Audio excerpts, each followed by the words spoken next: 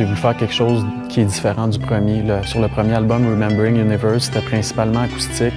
Il y avait des guitares électriques par-dessus, il y avait un peu de batterie, il y avait quelques textures métal, mais en gros, je pourrais dire que c'est acoustique. Puis sur celui-là, j'ai voulu faire quelque chose de plus expérimental. C'est vraiment quelque chose d'original que tu ne retrouves pas vraiment ailleurs. Chaque pièce est unique. C'est quelque chose, c'est un monument musical. C'est difficile de reconnaître un style spécifique, ça ressemble plus à un travail, une superposition de beaucoup d'orchestration et d'instruments. Des fois, il y a certaines suites de notes que ça fait réagir physiquement. On écoute, là, maintenant, je sais pas comment dire ça, ça surprend. Donc, ça ressemble à rien d'autre que j'ai fait.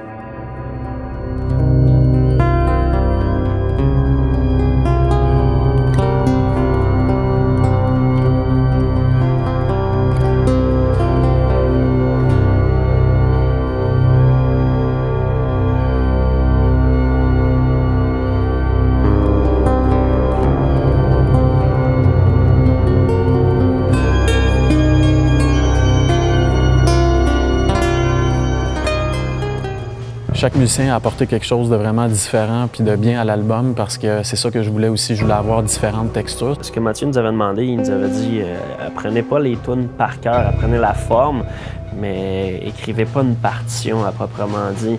On essaie de chercher le plus de façons possibles de créer des sons avec l'instrument au lieu de le jouer d'une façon conventionnelle. Moi, tenir une note, puis là, sans m'y en attendre, c'est une désaccorde, OK, je la tiens. Puisqu'on a enregistré 2 drummers en même temps, on a enregistré 2 batteries en même temps dans le même studio. Ça a été quand même assez cool comme expérience. Je me suis payé un gros trip de gear. J'avais un drum qui ressemblait plus à un kit de drum pour jouer du progressif. Tommy est arrivé avec un kit de drum, littéralement un kit de jazz. J'ai utilisé beaucoup de mallettes. Les mallettes de timbales, les mallettes plus pour les kits de drum que des drummers de jazz utiliseraient en temps normal pour faire des beats plus tribales sur l'instrument. C'est vraiment une exploration musicale. Puis à la fin, il m'a laissé faire un solo de base que je suis très content parce que c'est un des meilleurs solos que j'ai fait.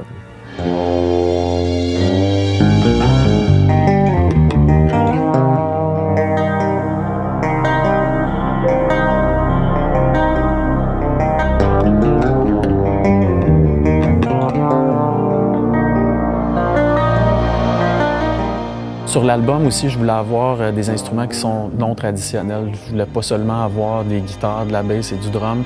Donc c'est pour ça qu'on est venu ici. L'orgue, c'était vraiment l'instrument ultime, si on peut dire, qui sonne... C'est assez difficile de trouver un instrument qui sonne plus gros que ça.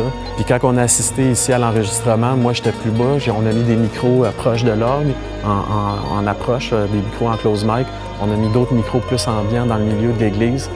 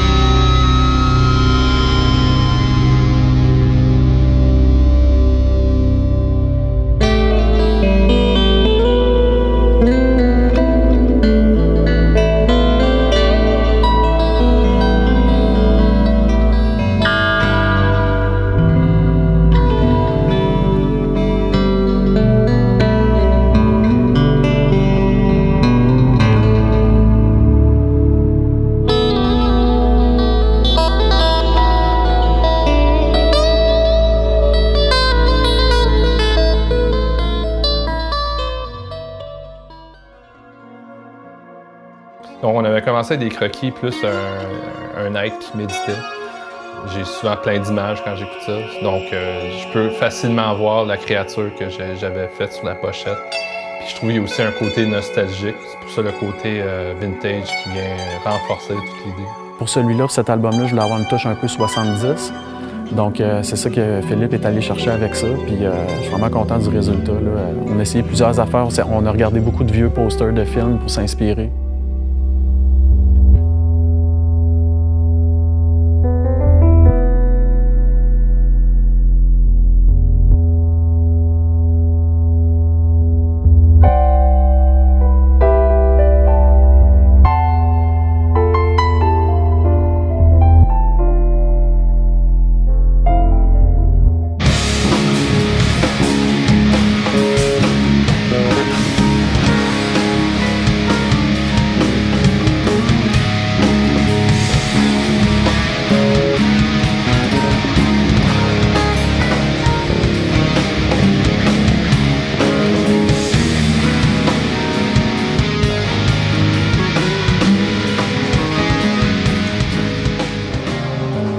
t'écoutes ça, c'est plus un œuvre que le travail d'un band.